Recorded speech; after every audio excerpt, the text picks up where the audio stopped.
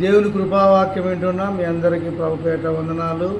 పరిశుద్ధ బైబిల్లో నుండి మనం ఒక వచనాన్ని చదువుకుందాము. కీర్తనలు 101వ అధ్యాయము 5వ వచనం కింది లైన్ చదువుకుందాం. గర్వించిన హృదయము గలవారిని నేను సహింపను.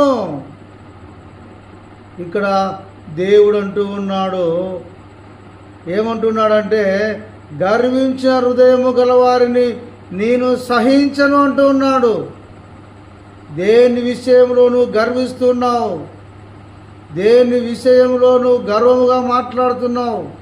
దేవుని విషయంలో గర్వముగా నువ్వు ప్రవర్తిస్తూ ఉన్నావు. అలాంటి వారిని దేవుడు సహించడు.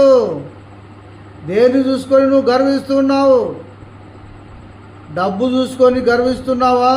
జాగ్రత్త. బలము చూసుకొని నువ్వు గర్విస్తున్నావా? జాగ్రత్త. నీకున్న బంధుమిత్రులను చూసుకొని నువ్వు గర్విస్తున్నావా? జాగ్రత్త. గర్వించద్దు. నువ్వు ఎంత ఎదిగినా సరే అంత ఒదిగి ఉండు, అంత తగ్గింపు స్వభావం కలిగి ఉండు. నిన్ను బట్టి దేవుడు సంతోషిస్తాడు. అంతేగాని గర్వించద్దు. అహంకారంగా నువ్వు ప్రవర్తించద్దు. అహంకారంగా నువ్వు మాట్లాడద్దు. గర్వముగా నువ్వు మాట్లాడద్దు. అన్ని విషయాలలో మనము తగ్గింపు కలిగి, ప్రేమ కలిగి, మంచితనము కలిగి, మంచి స్వభావం కలిగి, మంచి హృదయం కలిగి మనము ప్రవర్తించినట్లయితే దానివలన మనము మంచి ప్రతిఫలం పొందుతాము. నువ్వు గర్వించినట్టయితే దేవుడు నిన్ను సహించడు. నీ గర్వమే నిన్ను పడగొడుతుంది. నీ గర్వమే నిన్ను కుంగజేస్తుంది. నీ గర్వమే నిన్ను చెడిపోయేలాగా చేస్తుంది. గర్వమొద్దు. సహోదరుడా, సహోదరి, గర్వించొద్దు. గర్వముగా ఏ చెడు క్రియ నువ్వు చేయొద్దు. ఏది ఎత్తుతావో ఆ పంటనే కోస్తావు. ఏ కొలత కొలుస్తావో ఆ కొలతనే నువ్వు కొలిపించుకుంటావు. జాగ్రత్త. నీతి విత్తు, మంచితనం విత్తు, ప్రేమ చూపించు, కనికరము చూపించు, దయగలిగి ఉండు. కాబట్టి ఈ మాటను ఒకసారి మనం జ్ఞాపకం చేసుకున్నట్టయితే గర్వించిన హృదయము గలవారిని నేను సహించను దేవుడు అంటూ ఉన్నాడు.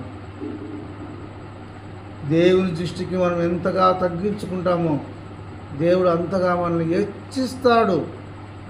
ఈ వాక్యం వింటున్న నీవు ఇంతవరకు గర్వము నుండిన హృదయములను ప్రవర్తించావేమో, ఈ వాక్యం విన్న తర్వాత నీ గర్వము నీలో నుండి తొలగించు, తీసివేయి. మంచితనం కలిగి ఉండు.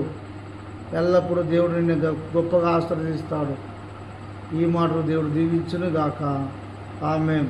మరొకసారి ఈ మాట జ్ఞాపకం చేసుకున్నట్టయితే గర్వించిన హృదయం గల వారిని నేను సహింపను అంటూ ఉన్నాడు.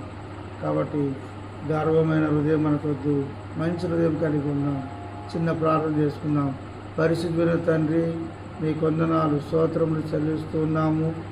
ఈ వాక్యం వింటున్న నీ బిడ్డలు తండ్రి, గర్వించే హృదయం గలవారిని నేను సహించను అంటున్నాడు దేవుడు.